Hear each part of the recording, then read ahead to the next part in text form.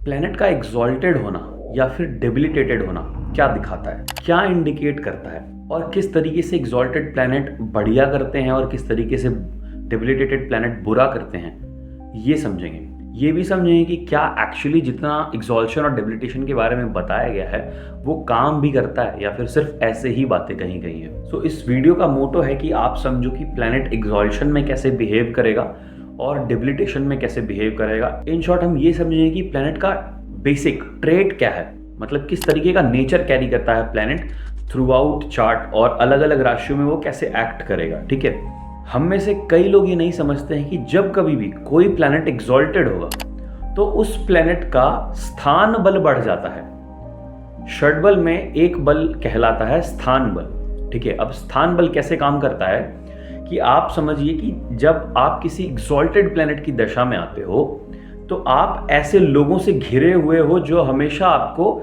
Motivate कर रहे हैं, जो हमेशा आपको पुश कर रहे हैं आगे बढ़ने के लिए, अपने काम में आगे बढ़ने के लिए। ठीक है, तो आप कभी भी ना ऐसे लोगों के बीच में नहीं पड़ते हो जहां पे कि आप नेगेटिव एनर्जी कैरी करो। तो आप बहुत ना खुश रहते हो, आप कंफर्टेबल फील करते हो, आपको लगता है कि मेरे पीछे लोग हैं जो मेरे को सपोर्ट करेंगे। ठीक है, तो ये स्थान बल है, मतलब आप जहां पे बैठे हो उस स्थान की एनर्जी बढ़ी हुई है। ठीक है, तो आप हमेशा आगे बढ़ोगे, ये होता है स्थान बल। अब हम एक एक करके समझेंगे कि कौन सा प्लैनेट कहाँ एग्जॉल्टेड होता है और क्यों एग्जॉल्टेड होता है, मीनवाइल वही प्लैनेट क्यों डेबिलिटेटेड होता है। इसको समझने के लिए हमें यह समझना पड़ेगा कि प्लैनेट किस तरीके से काम करता है, एक प्लैनेट कैसे फंक्शन करेगा। तो हम शुरू करते हैं जुपिटर से। जुपिटर एक मोरल प्लैनेट है जिसका काम है दूसरे लोगों की सहायता करना, दूसरे लोगों को प्रॉब्लम से निकालना। दूसरे लोग इन शॉर्ट देवता। तो देवताओं को प्रॉब्लम से बाहर निकालने का काम दिया गया जुपिटर को। मतलब जुपिटर कहीं से भी अगर ये सोच ले कि नहीं नहीं मेरा काम नहीं है ये, मुझे तो मतलब ही नहीं है कि तुम क्या करते हो, या फिर जुपिटर कोई गलत सजेशन दे दे, तो उस केस में क्या होगा ना कि देवता युद्ध हार जाएंगे दानवों से। ठीक है, और इंद्र का सिंहासन चला जाएगा। लॉजिक ये है। तो जुपिटर एग्जॉल्टेड होता है प्रिंसिपल्स के साइन में। कैंसर, कैंसर बहुत ही प्रिंसिपलिस्टिक साइन है। वहां पे रूल बुक है कि इस इवेंट के बाद ये इवेंट होगा, उसके बाद ये इवेंट होगा, और ऐसे करके लिस्ट बनी हुई है नियमों की। जुपिटर वहां पे एग्जॉल्टेड होता है। वहीं जुपिटर नीच होता है कैप्रिकॉर्न के साइन में, जहां पे कोई रूल नहीं है, वहां पे कीचड़ है। तो कीचड़ में जब आप फंसते हो, कोई भी व्यक्ति जब आप कह लो कि दलदल में फंस जाता है, तो उसके पास ऑप्शन क्या है, वो हाथ पांव मारेगा बिना नियम कायदे कानून देखे, वो बस पुश करेगा, ट्राई करेगा, एफर्ट्स डालेगा। जुपिटर एफर्ट्स नहीं डाल सकता, जुपिटर सजेशन दे सकता है। जुपिटर लेजी है नेचर में, इस वजह से जुपिटर कैप्रिकॉर्न में वेलकम नहीं है, नीच का माना गया। ठीक है, जुपिटर के नीच हो जाने से क्या होता है, आपका बहुत सारा नॉलेज, विजडम खराब हो जाता है। लोग आपको ट्रस्ट नहीं करते, लोग आपके बातों पे भरोसा नहीं करते, आपके सजेशंस का मजाक उड़ाते हैं। Same goes with Jupiter in 4th house and Jupiter in 10th house. Cancer और कैप्रिकॉर्न में भी सेम रूल अप्लाई होगा।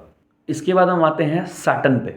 हम में से कई लोग ये सोचते हैं कि शनि सिर्फ प्रोफेशन का कारक है, स्टेटस का कारक है, डिलेज देता है, बट एक्चुअली ऐसा नहीं है।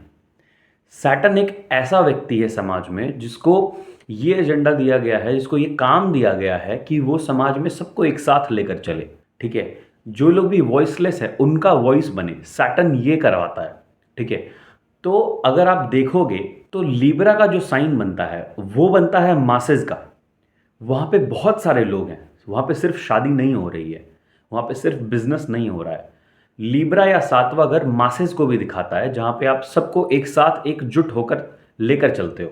ठीक है, तो जब कभी भी सैटर्न लिब्रा या फिर सातवें घर में बैठेगा तो वो पीपल प्लीजर बनता है। ठीक है, जहां पे उसको एक एक व्यक्ति को अपने साथ लेकर चलना है। ठीक है, एक एक व्यक्ति का ध्यान रखना है। और लिब्रा बहुत ठंडी जगह है, तो यहाँ पे सैटर्न आराम आराम से लोगों का ध्यान रखते हुए सबको एकजुट होकर लेकर चलता है राजा के खिलाफ। राजा एग्जॉल्टेड है 1st हाउस में ना। अब जब कभी पहले घर में शनि बैठता है तो एरीज है फायरी साइन। ठीक है, वहां पे चीजें जल्दी जल्दी मूव हो रही हैं। एरीज में एक और प्रॉब्लम क्या है कि एरीज में there something has to born, कुछ पैदा होना चाहिए वहां पे। सैटर्न जैसा प्लेनेट जो कि बहुत स्लो है, जिसके पास खुद का ध्यान रखने का भी टाइम नहीं है, वो एरीज जैसे फास्ट हाउस में आकर परेशान हो जाता है। इरिटेट हो जाता है। तो यहाँ पे सैटर्न कभी कंफर्टेबल नहीं हो पाता, क्योंकि उसको हर दूसरे दिन कोई नया काम सॉल्व करना है, कोई नया इनिशिएटिव लेना है, इसलिए सैटर्न यहाँ पे परेशान हो जाता है। अब समझते हैं मरकरी कहाँ एग्जॉल्टेड है और डेबिलिटेड है। मरकरी एज अ प्लैनेट बहुत अच्छा है when it comes to nit picking things. एक एक चीज मॉनिटर करना, टिक करना, चेकलिस्ट देखना, एसओपीज बनाना, एचआर जैसे काम करना, ये सब चीज में मरकरी ब्रिलियंट है। बट हम गलती कहाँ करते हैं मरकरी को लेकर? हम सोचते हैं कि मरकरी बिजनेस है और सिर्फ बिजनेस से मरकरी को लिंक कर देते हैं, बट एक्चुअली में ऐसा काम ही नहीं करता। मरकरी एग्जॉल्टेड है प्रॉब्लम सॉल्विंग वाले हाउस में, यानी छठे घर में। मतलब कोई ऐसा व्यक्ति जिसके पास आप बहुत सारा प्रॉब्लम दे दो और फिर भी वो एक एक करके सबको रिजॉल्व कर दे, एग्जॉल्टेड मरकरी। मरकरी कंफर्टेबल है चीजों को नेट पिक करने में, ढूंढने में। मरकरी का वेपन ही उसका ब्रेन है, शार्प ब्रेन। और आप किसी भी और घर में इसको बिठाओगे जहां पे कंफर्टेबल हो जाएगा, वहां पे मरकरी फंक्शन नहीं कर पाता। मरकरी को चाहिए चैलेंजेस, इसलिए उसको छठे घर में एग्जॉल्टेड बताया गया, यानी कि वर्गों के साइन में एग्जॉल्टेड बताया गया। अब पाइसिस में जहां पे मरकरी डेबिलिटेटेड हो रहा है, तो पाइसिस साइन है चीजों को जाने देने का, चीजों को छोड़ देने का। आपका ब्रेन शट करके शांति से बैठने का और सिर्फ इमेजिनेशन में जाने का। इमेजिनेशन का साइन है पाइसिस। वहां पे जब मरकरी जाता है तो मरकरी वहां पे कहानियां बनाता है। मतलब ऐसे व्यक्ति जो दिन में सोचते हैं और उसको सच मान लेते हैं। शेख चिल्ली एक कैरेक्टर है, हिंदी बुक्स में आपको बहुत दिखेगा, जो कि दिन भर ख्वाब बुनता है। वो व्यक्ति मरकरी 12वें यानी मरकरी पाइसिस में लेकर पैदा हुआ है। इस तरीके से एग्जॉल्टेड और डेबिलिटेटेड प्लैनेट काम करता है।